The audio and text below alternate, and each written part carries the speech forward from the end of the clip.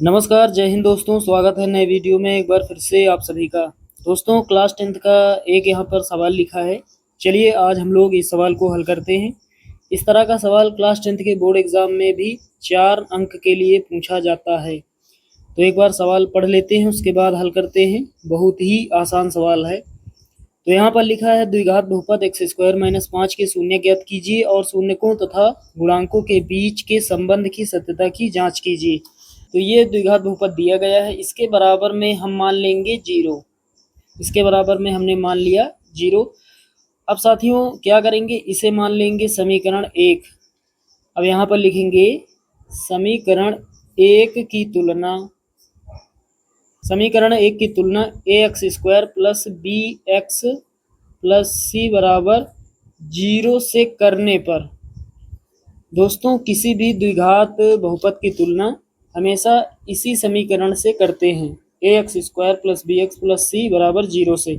इसे कहते हैं द्विघात समीकरण का व्यापक समीकरण। अब तुलना यहाँ पर कर लेते हैं। तो यहाँ पर x² है, x² यहाँ पर भी है, तो x² का गुणांक a है, यहाँ पर गुणांक कितना है, 1 है।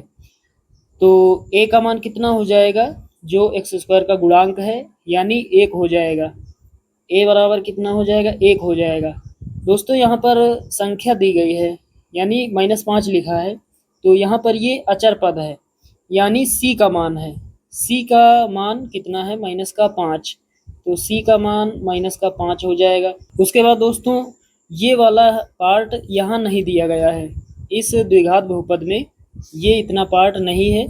ये c का मान है और ये यहाँ पर ax² यहाँ पर ये वाला पार्ट है, ये पहले वाला, ये पार्ट नहीं है। तो यहाँ पर b का मान कितना हो जाएगा, जो पार्ट नहीं है इसका मतलब वो 0 रहा होगा।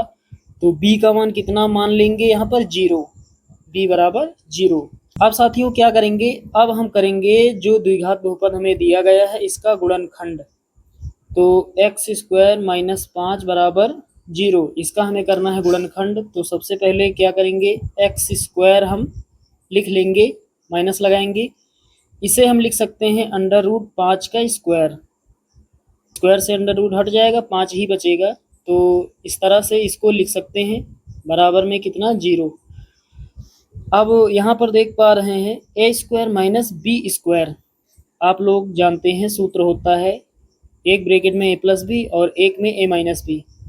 तो a प्लस बी, a का मान x प्लस b का मान √5, एक में a प्लस बी एक में a माइनस बी, दूसरे में हो जाएगा x माइनस √5 बराबर में 0। दोनों मान 0 के बराबर है, दोनों को अलग अलग हल कर लेते हैं। ये भी 0 के बराबर है, तो लिखेंगे x प्लस √5 बराबर 0। तो x बराबर कितना हो जाएगा, प्लस का √5 है इधर आएगा, माइनस का √5 हो जाएगा। तो एक x का ये मान हो जाएगा, यहाँ से एक मान प्राप्त होगा, x माइनस √5 बराबर 0। तो x बराबर कितना, माइनस का √5 है इधर आएगा, बराबर किस तरफ, प्लस का √5 हो जाएगा। तो x का दूसरा मान हमें प्राप्त हुआ है प्लस का √5। ये जो x के मान प्राप्त हुए हैं इन्हीं को हम शून्य कहते हैं। तो शून्यक हमने निकाल लिए हैं, एक शून्यक हमें प्राप्त हुआ है √5 और एक प्राप्त हुआ है माइनस का √5। तो साथियों सवाल में लिखा है द्विघात बहुपद x² - 5 के शून्य ज्ञात कीजिए। तो x के 2 मान हमें प्राप्त हुए हैं, ये जो मान प्राप्त हुए हैं इन्हीं को हम शून्यक कहते हैं, यानी शून्यक हमने ज्ञात कर लिए हैं। आगे पूछा जा रहा है शून्यकों तथा गुणांकों के बीच के संबंध की सत्यता की जांच कीजिए। चलिए अब सत्यता की जांच कर लेते हैं। तो यहाँ पर लिखेंगे सत्यता की जांच। एक बार क्या करेंगे, शून्यकों का योगफल और एक बार शून्यकों का गुणनफल। शून्यकों का योगफल, शून्यकों का योगफल ये बराबर होता है -b/a के। तो बराबर की इस तरफ लिखा है शून्यकों का योगफल। तो एक शून्यक है √5, दूसरा शून्यक है माइनस का √5। इन दोनों का योगफल, योग या फिर योगफल का मतलब प्लस होता है, तो दोनों के बीच में प्लस लगाएंगे, बराबर लगाएंगे। माइनस बी बटे ए, माइनस लगाएंगे बी का मान बटे ए का मान। बी का मान कितना, बी का मान 0 और ए का मान 1। बी का मान 0 नीचे 1। अब यहाँ पर कितना हो जाएगा, अंडर रूट 5 और minus plus minus under root 5 बराबर में ऊपर 0 है तो ये पूरा पार्ट 0 हो जाएगा। और आगे कितना होगा, अंडर रूट 5 माइनस का है, अंडर रूट 5 प्लस का है, तो बराबर की इस तरफ भी 0 हो जाएगा। तो यहाँ पर देख पा रहे हैं दोनों पक्ष बराबर हैं। हमने शून्यकों का योगफल किया, यहाँ पर दोनों पक्ष बराबर हैं। अब क्या करेंगे, शून्यकों का गुणनफल। तो यहाँ पर लिखेंगे अब शून्यकों का गुणनफल,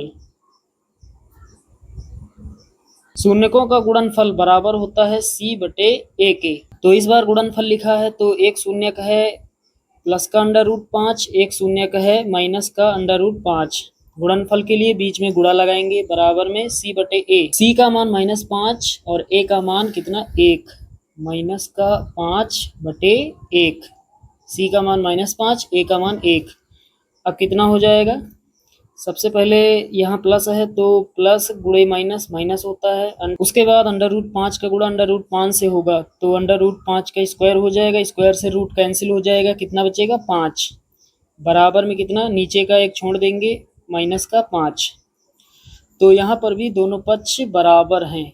इसके बाद हमें क्या करना है, क्योंकि सारा कुछ हमने कर लिया, नीचे आपको एक लाइन लिखनी है। तो यहाँ नीचे लिखेंगे अतः, तो हमने यहाँ पर क्या लिखा, अतः शून्यकों तथा गुणांकों के बीच संबंध सत्य है, और यही हमारा फाइनल आंसर हो जाएगा। तो साथियों, उम्मीद करता हूँ कि ये जो सवाल है आप सभी लोग अच्छे से समझ गए होंगे। चलिए दोस्तों, मिलते हैं अगले वीडियो में, तब तक के लिए जय हिंद।